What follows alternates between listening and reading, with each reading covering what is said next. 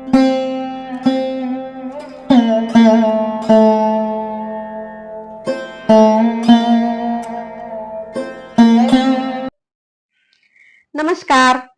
Gujarati વાર્તાઓની YouTube channel પર આજે રજૂ કરું છું લેખિકા વર્ષા અડાલજા અને એમની વાર્તાનું શીર્ષક છે તને સાચવે પાર્વતી. રક્ષાએ બાલ્કનીમાં ડોકિયું કર્યું. નચિકેત ખુરશીમાં ફેલાઈને બેઠો હતો. આંખ મળી ગઈ હતી. પરાણે વહાલો લાગે એવો એનો વર. આમ સમયે એને ઊંઘવાની કોઈ નવાઈ ન હોય. આવી શાંતિની પળો એને ભાગ્યે જ મળતી. પાડી પર હાથ ટેકવીને રક્ષા ઊભી રહી. રવિવારની સાંજે સામેનો બગીચો શાંત અને નિર્જન હતો. દરરોજ તો બગીચાના હિંચકે બાળકોની કિલકારીઓ ઝૂલતી હોય, પણ આજે બાળકો કદાચ મમ્મી પપ્પા સાથે મહાલવા ઉપડી ગયા હશે. નચિકેત બાજુમાં ઊભો રહ્યો. એટલી વારમાં જાગી ગયો તું? હા, બગીચો સૂનો લાગે છે કેમ? રક્ષા કંઈ બોલી નહીં. આવી ઘણી બધી વાતો પહેલા અગણિત વાર થઈ ગઈ હતી. એક વાતનો તંતુ લંબાઈને બીજી વાતનો દોર ચાલે. બંને એકમેકમાં પરોવાઈ અર્થવિહીન વાતોને જીવનની ગહન વાતનો દરજ્જો આપી દેતા. રક્ષા ઓફિસ પોલિટિક્સથી માંડીને ગાર્ડનિંગ અને ખજૂરની ચટણીમાં લીંબુ કે આંબલી વિશે અધિકારપૂર્વક બોલી શકતી. તો નચિકેત એ પણ ક્યાં ઊણો ઉતરે એમ હતો. પતંગનો માંજો કેવો હોવો જોઈએ ત્યાંથી શરૂ કરી ઇન્ટરનેટ, નવું પુસ્તક અને બાફોય માટે જાતે બનાવેલી આયુર્વેદિક દવા વગેરે વિશે રસપૂર્વક વાત કરી શકતો. પણ બંને પક્ષ જુગતે જોડીના લગ્ન માટે નારાજ હતા. બાફોઈએ છેલ્લો આદેશ આપી દીધેલો, આ લગ્ન થઈ જ ન શકે. કારણ શું વળી? તું અને રક્ષા દૂરના સગપણે એક જ ગોત્રના છો. આ પાપનું ભયંકર પરિણામ આવશે. મને રક્ષાના મા બાપે પણ આ વાતમાં સૂર પુરાવ્યો હતો. પણ આવું તે કંઈ હોતું હશે એમ માનીને બંનેએ રજીસ્ટર લગ્ન કર્યા. ત્યારે રક્ષાની બેનપણી તારાએ તો ઓફિસમાં બંનેને કંકુ ચોખાથી વધાવી હોંશથી ગીત ગાઈ લીધું. સંસારનો રથ ઘૂઘરીઓ રણકાવતો સરસ ચાલવા લાગ્યો હતો અને બંનેની પાસે સપનાઓનો મોટો ખજાનો હતો. પહેલા એક સરસ ઘર, બાલ્કની વાળું અને સામે જ બગીચો. બાલ્કનીમાં રક્ષાનું ડ્રીમ બોન્સાઈ ગાર્ડન, ટચુકડા વૃક્ષો પર નાના નાના ફળ અને ફૂલ. પછી એક બાળક, એનું નામ શું પાડીશું ત્યાંથી માંડી અને એ બાળક મોટો થઈને એવરેસ્ટ ચડશે કે સમંદર તરશે એની ચર્ચાઓ કર્યા પછી બંને એક નિષ્કર્ષ પર આવતા. શું બનવું એ જાતે નક્કી કરશે આપણું બાળક. બસ એક સારું મનુષ્ય બને તે માટે એને ખાતર, પાણી અને તેજથી સિંચીશું અને એ વૃક્ષની જેમ ઉગશે, મહોરશે અને ફળ ફૂલથી લચી પડશે. 4 વર્ષમાં ઘરનું સપનું તો સાકાર થઈ ગયું.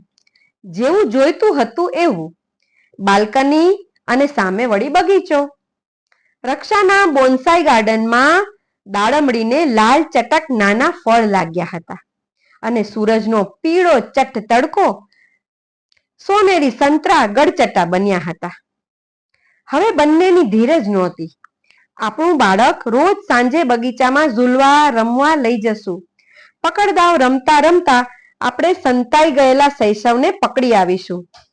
રાંદલમાએ તથાસ્તુ કહ્યું હોય એમ રક્ષાને દીકરી જન્મી. એવી રૂપાળી, એવી મીઠડી કે નર્સે એને ખોળામાં ચાંદનો ઝગમગતો ટુકડો મૂકતા બોલી, આપકે ઘર ચાંદની આઈ હૈ. નચિકેતે એને ચૂમી લેતા કહ્યું, બસ આ જ આનું નામ. આપણું જીવન ઝાગ ઝમાડ થઈ ગયું રક્ષા. રક્ષાની આંખોય હવે છલછલ થઈ ગઈ. આજે તારા બાફોય કે મારા મમ્મી પપ્પા જો હોત ને તો ચાંદનીને પાપનું ફળ કહેવાને બદલે આપણા પુણ્યના સંચિત કર્મોની ગઠરી કહેત. સાચી વાત ને? નચિકેતે મિત્રોને પાર્ટી આપી. રક્ષાએ તારાને અમેરિકા કોલ કર્યો. મારી દીકરી તો મોગરાના ફૂલનો ઢગલો છે જાણે. ઓહો હો, એવું? તો મારો દીકરો ક્યાં ઓછો છે? અરે બારાત લઈને આવી પહોંચીશ, આપણે સાથે નવદંપતિને વધાવશું ને ગાશું. નચિકેત ચાંદનીને રમાડતા કહેતો, જોતો રક્ષા, આ કેટલી શાંત અને ડાઈ છે. મારી દીકરી ચૂપચાપ જોયા જ કરે છે. અરે મારી ચંદ્રિકા, જટ મોટી થા, બગીચામાં આપણે રમવા જવું છે. પણ બગીચામાં પકડા પકડીના દાવ ખેલવાનો વખત આવ્યો જ નહીં.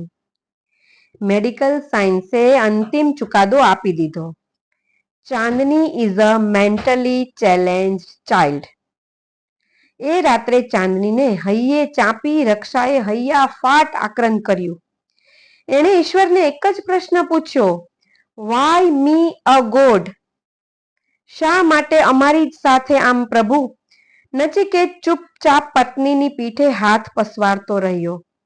શું કહે? એમના આંગણે રોપાયેલો છોડ કદી મહોરશે, પાંગરશે કે એને ફળ ફૂલ લચી પડશે એવું શક્ય જ નથી બનવાનું. રક્ષાને સ્લીપિંગ ટેબ્લેટ આપી માંડ સુવડાવી, પણ એ કઈ ઉકેલ નહોતો. જીવનભરના જાગરણનું શું? બા ફોઈના ઝેરભર્યા શબ્દો આભળી ગયા. પાપનું ફળ, પ્રેમ કરવો એ પાપ હતું? બા ફોઈના શબ્દોની સાથે ડોક્ટરે સમભાવથી કેટલી સરસ વાત કરી હતી. તે વાત યાદ આવી ગઈ. મારી વાત સાંભળજો અને યાદ રાખજો.